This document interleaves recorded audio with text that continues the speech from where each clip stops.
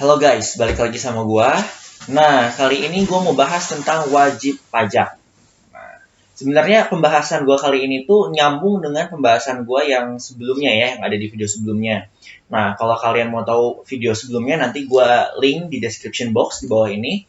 Nah, jadi kalau kita bicara tentang pembahasan gua yang sebelumnya, sebelumnya itu gua bicara tentang mengapa kita harus cinta sama pajak, gitu kan?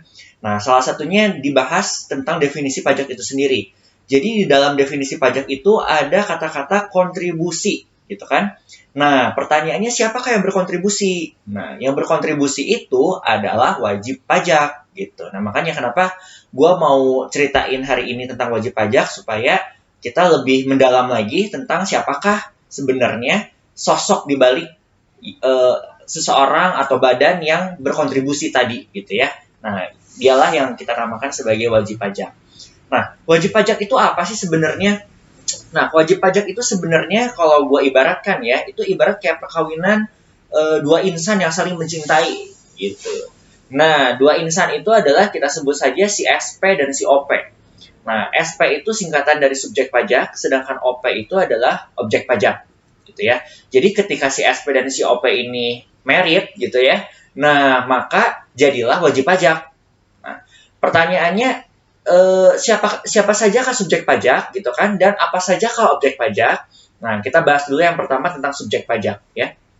Jadi subjek pajak itu sebenarnya bagi kita semua nih warga negara Indonesia, kita semua yang dari sejak lahir gitu ya, dari sejak lahir brojol tuh dari kandungan emak lu gitu kan ya, kita semua itu adalah subjek pajak gitu ya.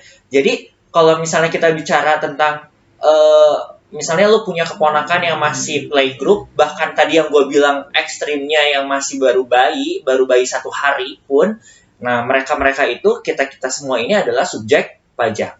Nah, tapi pertanyaan berikutnya, apakah subjek pajak itu sama dengan wajib pajak? Nah, tentu saja tidak, karena yang tadi gue katakan, wajib pajak itu bisa muncul kalau udah kawin nih antara subjek dengan objek pajak. Nah, pertanyaannya adalah gini, gue mau tanya nih ya, kira-kira kalau misalnya bayi yang baru umurnya 1 hari gitu ya, anggap aja belum punya penghasilan, anggap lah ya. Nah, bayi yang belum dapat penghasilan itu, coba lu bayangkan. Kira-kira apakah harus bayar pajak gitu kan? Tentu saja enggak ya, aduh kesian banget ya, baru lahir 1 hari, masih merah-merah mukanya juga gitu kan ya, tiba-tiba harus bayar pajak gitu ya. Nah, kenapa? Karena bayi yang subjek pajak tersebut, itu dia belum dapat penghasilan. Nah, dengan demikian bisa dikatakan ketika seorang subjek pajak, bisa seorang, bisa badan bentuknya ya, ketika subjek pajak tersebut belum mendapatkan penghasilan, maka belum bisa dikatakan sebagai wajib pajak. Jadi kalau misalnya gua rangkum lagi gitu ya, wajib pajak itu adalah pertemuan dari subjek pajak yang mempunyai penghasilan. Penghasilan itu kita namakan sebagai objek pajak gitu. Barulah orang tersebut atau badan tersebut itu dia menjadi wajib pajak, yang artinya wajib membayar pajak gitu, ya. Nah, bicara tentang wajib pajak itu sebenarnya tadi kan dikatakan bahwa wajib pajak itu artinya wajib bayar pajak kan. Nah, wajib bayar pajaknya atau kalau kita bicara tentang definisi pajak itu artinya yang berkontribusi tadi itu dengan cara apa sih gitu kan? Sebenarnya di sini di Indonesia ini kita mengenal ada 3 sistem pemungutan gitu ya. Ibarat 3 sistem cara bayar pajak lah, singkat ceritanya begitu gitu. Yang pertama adalah official assessment. Yang kedua adalah self-assessment. Yang ketiga adalah withholding system. Nah, kita bahas dulu yang pertama ya. Yang pertama itu adalah official assessment. Jadi official assessment itu adalah ketika pajak kalian dipungut oleh fiskus. Nah, mulai bingung lagi kalian ya. Siapakah itu fiskus gitu kan? Nah, fiskus itu sebenarnya seperti kayak aparat pemerintah lah ya. Jadi aparat pemerintah, aparat perpajakan yang melakukan pemungutan pajak itu secara langsung kepada kalian. Nah, itu adalah kalau kita bicara tentang official assessment. Kemudian yang kedua itu adalah self-assessment. Self-assessment itu dari kata-katanya aja self. Self itu artinya diri sendiri. Artinya yang melakukan pembayaran pajak itu adalah diri sendiri. Kalian semua masing-masing secara sadar. Gitu. Yang ketiga itu adalah withholding system. Nah, withholding system itu apa sih? Withholding system itu adalah pajak yang dipungut oleh pihak ketiga. Gitu ya. Nah, pihak ketiga ini maksudnya adalah gini. Yang pasti bukan dipungut oleh official, oleh pemerintah gitu ya. Karena itu jadinya namanya jadi official assessment. kemudian bukan juga dipungut oleh atau dibayarkan oleh diri lu sendiri. Karena kalau itu namanya ntar jadi self-assessment gitu ya. Juga bukan oleh emak bapak lu yang mengut atau yang membayarkan, bukan ya. Tetapi sekali lagi, withholding itu artinya dipungut oleh pihak ketiga. Nah, salah satu contoh paling umum withholding system itu adalah terkait dengan PPh pasal 21. Nah, PPh itu merupakan singkatan dari pajak penghasilan gitu ya. Nah, mungkin ada dari kalian yang bingung ya, ini nama panjang amat, PPh pasal 21 gitu ya. Apakah arti si pasal 21 itu gitu kan? Nah, pasal 21 itu sebenarnya adalah ibarat kayak letak gitu ya, letak si pajak penghasilan tersebut yang mau kita bicarain ini, itu adanya di Undang-Undang Pajak Penghasilan itu di mana? Nah, adanya tuh di pasal 21. Nah, makanya namanya adalah PPh pasal 21 ya. Nah, kalau kita bicara PPh pasal 21 itu apa sih? PPh pasal 21 itu adalah pajak penghasilan sehubungan dengan jasa dan pekerjaan. Ya, jadi ketika teman-teman memberikan jasa atau pekerjaan, maka atas jasa dan pekerjaan tersebut, teman-teman akan dipotong pajak penghasilan, gitu ya. Nah, pertanyaannya sekarang kalau kita cocokkan gitu ya, tadi ya, kaitkan gitu ya, kenapa sih PPh 21 ini termasuk ke dalam withholding system, gitu kan? Nah, karena tadi, ingat-ingat lagi ya, withholding itu kan yang motong atau mengutnya adalah pihak ketiga kan? Nah, terus kenapa nih PPh 21 masuk ke dalam withholding system tadi? Karena yang akan memotongkan pajak penghasilan teman-teman itu adalah dari pemberi kerja, gitu ya. Atau misalnya yang paling lumrah yang kita sering dengar itu dari perusahaan yang akan motongin pajak PPh 21-nya teman-teman. Nah, sebagai contoh deh kayak gini ya.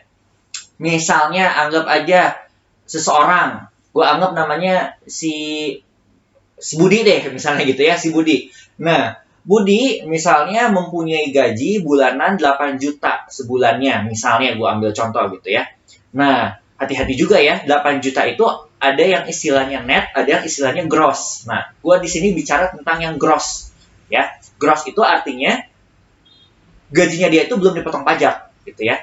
Nah, pada saat dia terima tawaran untuk dia bekerja dengan gaji 8 juta sebulan tersebut, nah, maka pada saat dia menerima gajinya tersebut, dia pasti akan kaget awalnya ya, kenapa kok nggak 8 juta gitu kan? Karena tadi yang gue bilang itu adalah gross, belum dipotong pajak. Nah, yang masuk ke rekening dia, alias kalau kita bicara di sini itu namanya yang take home pay gitu ya, itu nggak akan 8 juta, tapi pasti di bawah 8 juta. Nah, kenapa? Karena ada sekian angka gitu ya, entah itu berapa ratus ribu gitu ya. Nah, angka tersebut itu adalah yang nanti akan dipotong oleh pemberi kerja. Kenapa dipotong? Karena itu adalah pajak penghasilannya si Budi. Nah, nanti pada saat dipotongin sama perusahaan, nanti perusahaan akan bantu untuk collect, bantu untuk mengumpulkan, kemudian nanti perusahaan yang akan bayar ke pemerintah. Gitu ya. Nah, jadi pertanyaan berikutnya lagi gini ya, waduh serem juga ya kalau misalnya withholding system tuh kan yang motongnya atau yang mengutnya pihak ketiga gitu ya. Memang uangnya dikemanain nih setelah misalnya dipotong atau dipungut oleh pihak ketiga gitu ya. Yang pasti nggak akan mungkin dipakai foya-foya sama perusahaan gitu ya. Karena perusahaan pun berkewajiban untuk mengumpulkan atau memotongkan pajak dari karyawan atau pegawainya, kemudian perusahaan tersebut harus menyetorkan ke negara gitu ya. Jadi jangan khawatir nih gitu ya, pasti perusahaannya tempat kalian suatu saat bekerja nanti itu pasti mereka-mereka lah yang akan menyetorkannya ke negara gitu ya. Nah, mungkin kebayang lagi adalah kayak gini ya. Aduh, kenapa sih nggak self assessment aja gitu kan ya? Nah, kebayang kita di Indonesia ini banyak dari teman-teman kita semua yang bekerja gitu ya, bekerja artinya pegawai gitu ya, mendapatkan penghasilan yang akan dipotong PPh pasal 21 tadi. Nah, kebayang kalau misalnya self assessment, maka itu mungkin setiap bulan kantor pajak gitu ya, itu akan baris berbaris seperti ular tangga ya, seperti mau nonton konser BTS ya, panjang banget gitu kan ya. Nah, makanya di sini pemerintah ibarat kayak minta tolong perusahaan sebagai pihak ketiga, sebagai pemberi kerja, untuk tolong dong bantu untuk potongin pajak PPh pasal 21-nya yang mana nanti akan secara kolektif dikumpulkan, kemudian nanti dibayarkanlah ke pemerintah.